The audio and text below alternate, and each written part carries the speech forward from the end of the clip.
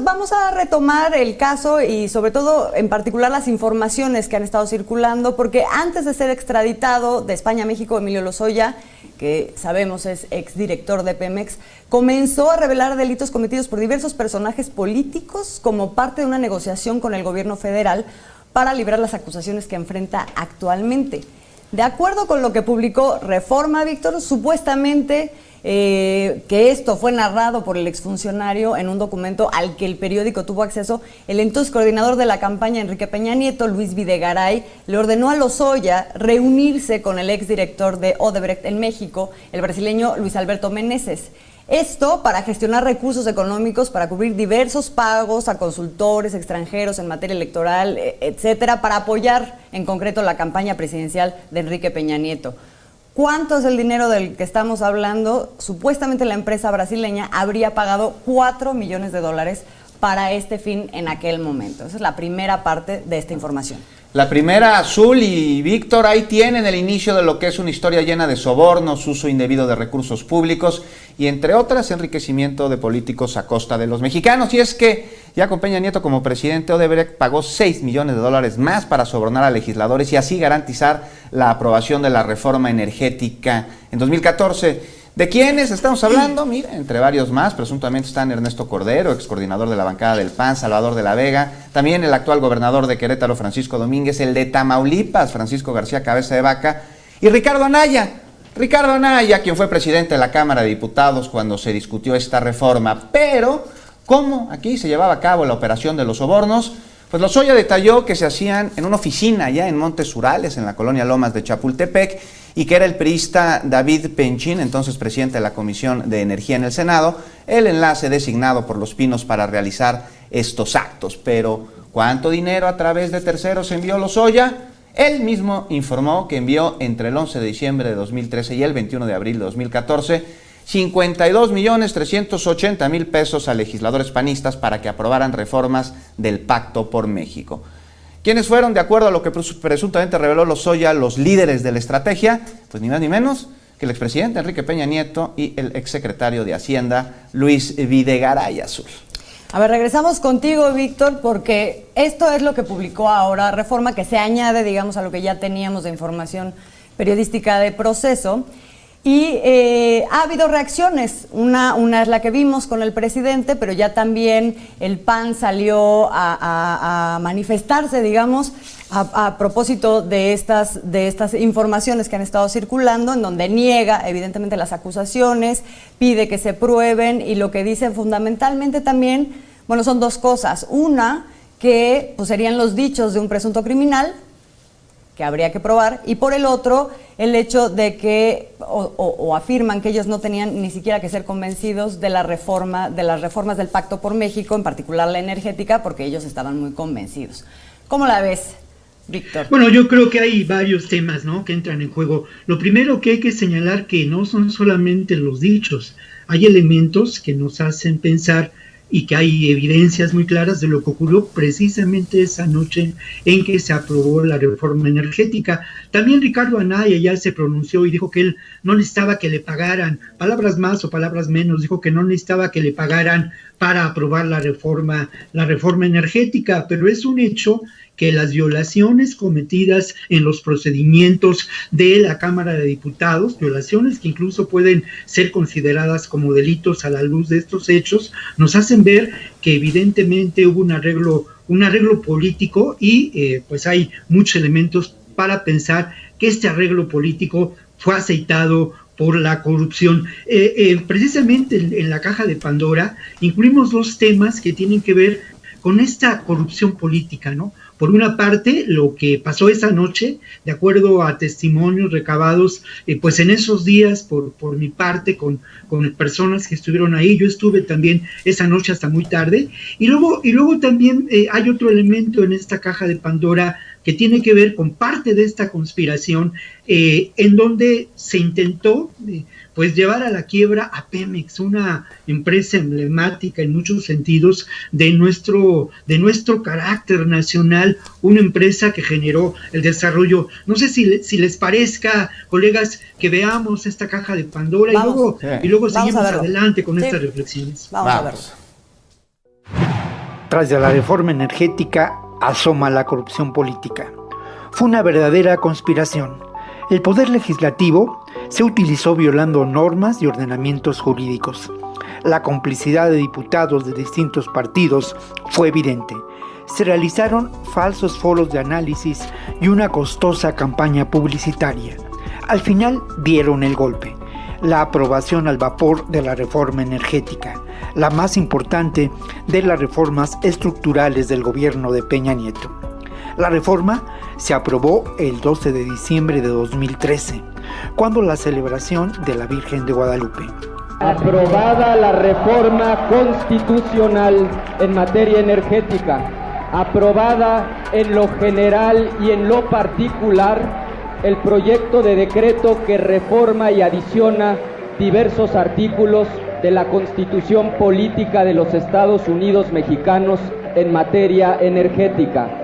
Días después, en pleno periodo vacacional, cuando las fiestas navideñas y el fin de año relajan el ambiente, la reforma fue publicada en el Diario Oficial. Ahora sabemos que se llevó a cabo un plan urdido en las más altas esferas del poder para llevar adelante esta reforma. Un plan que, para haberse realizado, contó con la corrupción, dinero a cambio de la conciencia y la dignidad.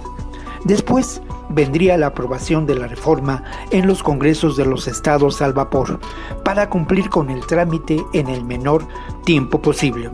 Parece un mal chiste, pero hubo congresos de los estados donde la reforma energética se aprobó en 3 minutos. La mañana del 29 de febrero del año 2016, José Antonio González, por entonces director de Pemex, presentó los datos del desastre. El 2015, las pérdidas acumuladas de Pemex sumaban más de 325,000 millones de pesos. La empresa se encontraba al borde de la quiebra, con una creciente deuda y sus capacidades de producción al límite del desuso. Apenas habían pasado 2 años desde que se aprobaron las reformas constitucionales que permitieron la instauración de la reforma energética. El recuento financiero acumulado para 2015 fue negativo por más de 146,000 millones de pesos. Números van, números vienen.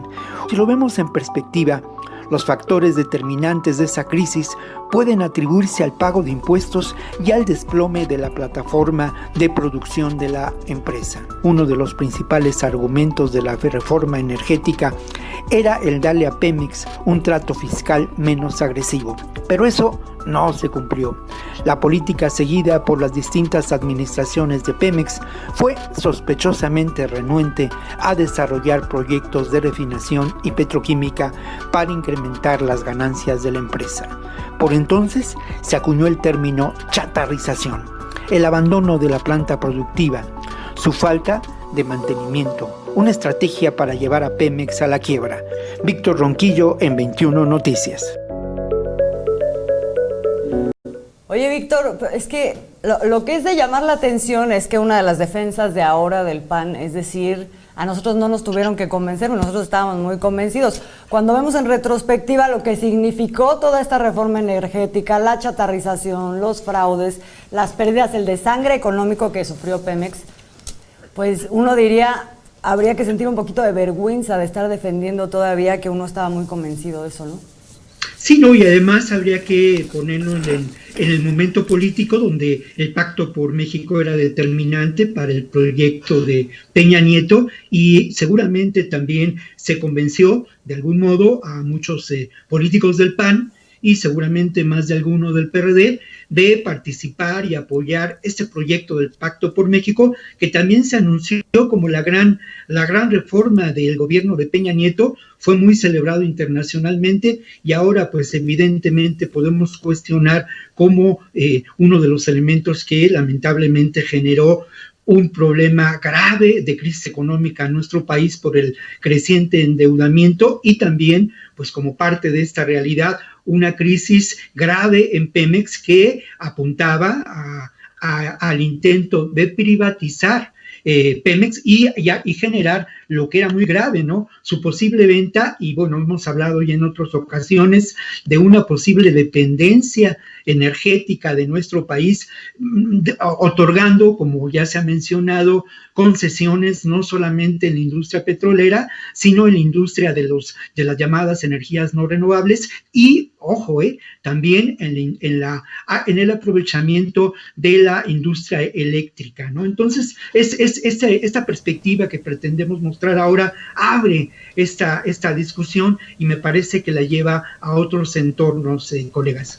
Así es, Víctor. ¿Y qué sigue ahora? Porque las personas que salieron, pues por decirlo de alguna manera, azul, raspadas con los dichos de Emilio Lozoya, pues ya vimos lo que dijo el PAN, ¿no? Que son dichos de un mentiroso.